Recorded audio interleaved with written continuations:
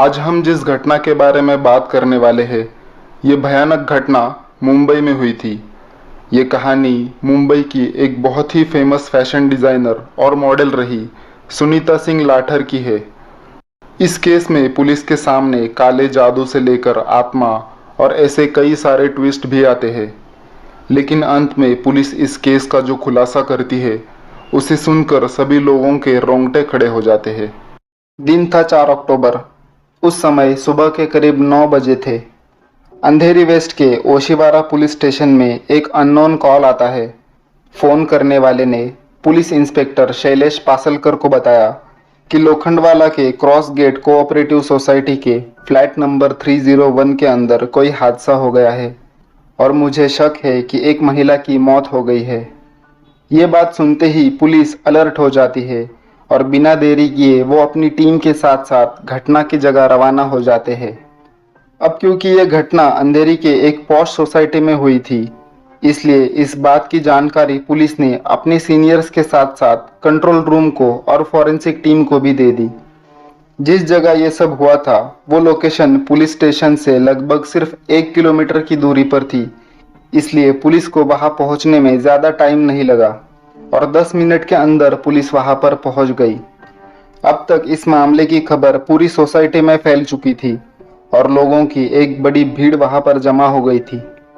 Police ने वहां जाते ही उस भीड़ को हटाया और 3rd फ्लोर के फ्लैट नंबर 301 के सामने पहुंच गए।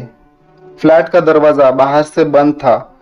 जब आसपास के लोगों से पूछताछ हुई तब उन्होंने बताया कि उस फ्लैट में बॉलीवुड की फेमस मॉडल और फैशन डिजाइनर सुनीता सिंह लाठर रहती है। सुनीता उस फ्लैट में अपने बेटे लक्ष्य के साथ किराए पर रहती थी। लक्ष्य भी सुनीता की तरह ही एक मॉडल था और साथ ही लक्ष्य की गर्लफ्रेंड अशप्रिया बैनर्जी भी उस फ्लैट में आती जाती रहती थी। सोसाइटी के लोगों के बताने पर और फ्लैट के बाहर से बंद होने पर पुलिस को यह मामला कुछ मिस्टीरियस लग रहा था। उन्होंने अपनी सीनियर्स से इस बारे में बात की और उनके सजेशन से दरवाज़ा तोड़ने का फैसला कर दिया। ये सब अभी हो ही रहा था कि तभी वहां पर सुनीता सिंह लाठर का बेटा लक्ष्य आ जाता है। अपने घर के बाहर पुलिस की टीम को देखकर वो घबरा जाता है और जब पुलिस उससे पूछताछ करती है तब वो बताता है कि मैं मंदिर गया था और यहाँ ये सब क्या हो रहा है, मुझे इस बात की कोई भी जानकारी नहीं है। पुलिस के साथ साथ उसने भी कई बार दरवाजे की बेल बजाई, लेकिन अंदर से कोई भी रिस्पॉन्स नहीं आ रहा था। तभी उसे याद आता है कि एक इमरजेंसी चाबी उन्होंने डोरमैट के नीचे छुपा कर रखी थी। तुरंत ही वो चाबी निकालकर दरवाज़ा खोला जाता है और जैसे ही सभी लोग अंदर जाते हैं तो सामने का नज़ारा देखकर सभी के पैरों तले ज़मीन खिसक जाती है। उस घर के हॉल के बीचों बीच फैशन डिज़ाइनर सुनीता सिंह लाठर की लाश पड़ी हुई थी। उस लाश के सर पर एक गहरा घाव भी था। शायद उसी से ज़्यादा मात्रा में खून बहने के कारण उसकी मौत हो गई थी। अपनी माँ को इस हालत में देखकर लक्ष्य बहुत बुरी तरीके से रोने लगता है। जिस लड़के के सामने अपनी माँ की लाश पड़ी हो, उस पर क्या बीत रही होगी आप अंदाज़ा लगा सकते हैं। सारे पड़ोसी लक्ष्य को सिंपैथी दे रहे थे और दूसरी तरफ पुलिस की टीम उस फ्लैट का इन्वेस्टिगेशन करने में लग जाती है। थोड़ी देर में वहां पर DCP Manoj Sharma crime investigation team के साथ पहुंच जाते हैं। आपकी इंफॉर्मेशन के लिए बता दूं, ये वही डीसीपी मनोज शर्मा है जिन पर हाल ही में 12th फेल मूवी बनी है। इस मामले के हाई प्रोफाइल होने के कारण मनोज शर्मा ने इसके इन्वेस्टिगेशन की जिम्मेदारी खुद पर ले ली और पूरे क्राइम सीन को अच्छे से चेक करना उन्होंने शुरू कर दिया। फॉरेंसिक टीम ने आगे जाकर वहां पर जो भी फिंगरप्रिंट्स थे और जो भी सारे एविडेंस थे उन सभी को कलेक्ट कर लिया। उस घर में एक अजीब सी घबराहट फैली हुई थी।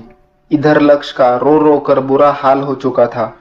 बाद में मनोज शर्मा ने इंस्पेक्टर शैलेश पासलकर को इस केस के बारे में कुछ ज़रूरी जानकारी बताई और वो वहां से वापस लौट गए। अपनी सीनियर्स के ऑर्डर के बाद इंस्पेक्टर पासलकर ने क्राइम ब्रांच टीम के साथ मिलकर इन्वेस्टिगेशन कंटिन्यू किया। अब सुनीता सिंह लाठर की लाश को पोस्टमार्टम के लिए विले पार्ले के कूपर हॉस्पिटल में भिजवा दिया जाता है। इस केस का इन्वेस्टिगेशन आगे बढ़ाने के लिए पुलिस सुनीता लाठर के बेटे को यानी लक्ष्य सिंह लाठर को पुलिस स्टेशन लेकर आती है। लेकिन वहां पर आकर लक्ष्य की ओर से कुछ शॉकिंग खुलासे सामने आते हैं। अपने माँ के बारे में दिए गए बयान में वो बताता है कि उसके माँ के मौत की वजह उसके मरे हुए पिता की आत्मा है, जो कभी भी उनके ऊपर हावी हो जाती थी। लक्ष्य बताता है कि उस वजह से वो अपनी मान मर्यादा भी भूल जाती थी और अजीब अजीब सी हरकतें करने लगती थी। कभी वो उससे शारीरिक संबंध बनाने के लिए कहती, तो कभी शराब और बाकी चीजों के नशे में पैसे और कई चीजों की मांग भी करती, जो उसके लिए पॉसिबल नहीं था। अपने बयान में लक्ष्य ने बताया कि वो घटना के समय घर पर नहीं था और माँ सुनीता ने रात को सोने से पहले किसी नशीले पदार्थ का हेवी डोज लिया था।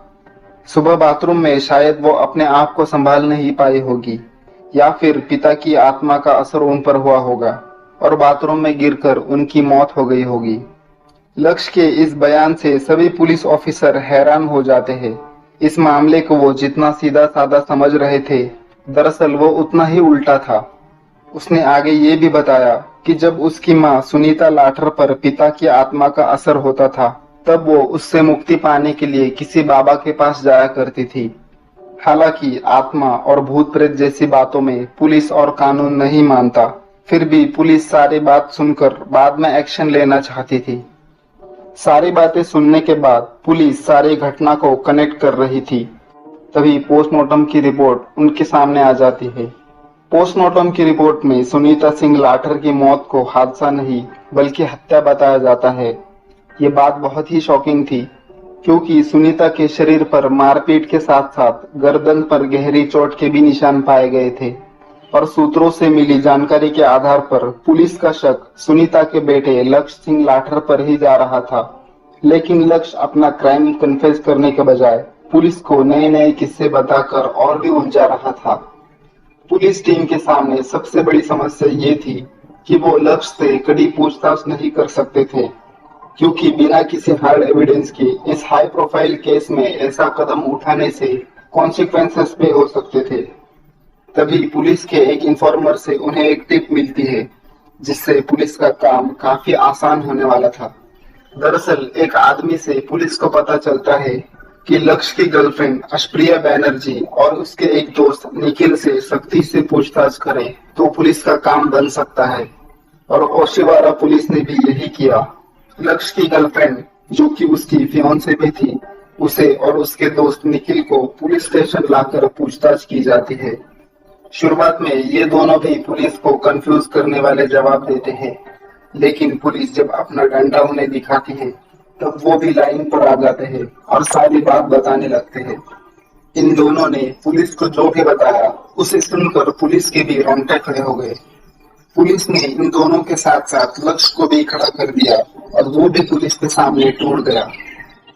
दोस्तों, इसके आगे की कहानी जानने से पहले हमें सुनीता लाठर के बारे में जानना जरूरी है, क्योंकि ये कहानी का वो पार्ट है जिसे जानने बिना आपको पूरी कहानी समझ में नहीं आएगी। 45 साल की एक मॉडल जिसका नाम सुनीता सिंह लाठर है, ये हरियाणा की पानीपत की रहने वाली थी। सुनीता के पिता का नाम विकास आबा था और वो पानीपत के एक वेल-नोन बिजनेसमैन थे, जिसकी वजह से उनकी बहुत ज्यादा रिस्पेक्ट थी। परिवार में उनके पत्नी के अलावा एक बेटा भी था जिसका नाम था देवेंद्र, और उनकी 2 बेटियां भी थी, जिसमें सबसे छोटी सुनीता थी। सुनीता बचपन से ही पढ़ाई लिखाई में बहुत ज्यादा होशियार थी और उससे भी ज्यादा वो एक क्रिएटिव पर्सन थी और ऊपर से वो देखने में भी काफी सुंदर थी।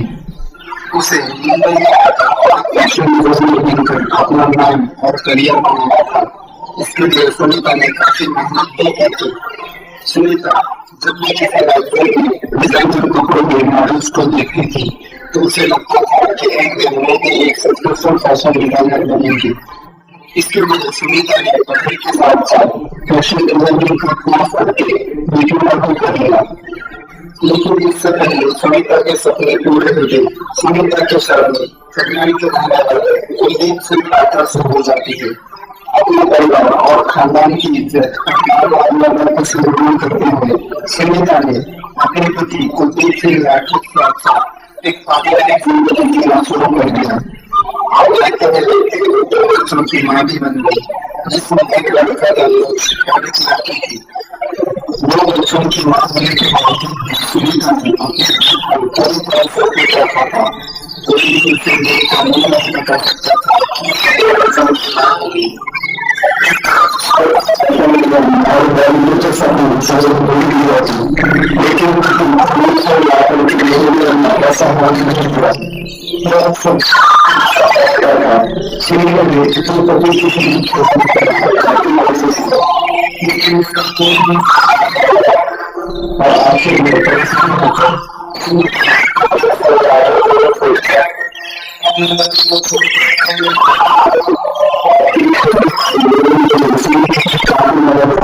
और सिचुएशन को हैंडल करने के लिए काफी मोटिवेट किया।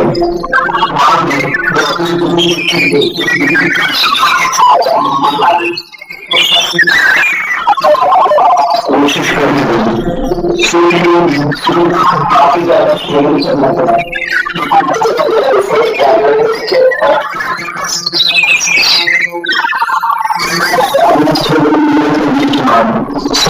अपने बड़े बच्चों की और बच्चों की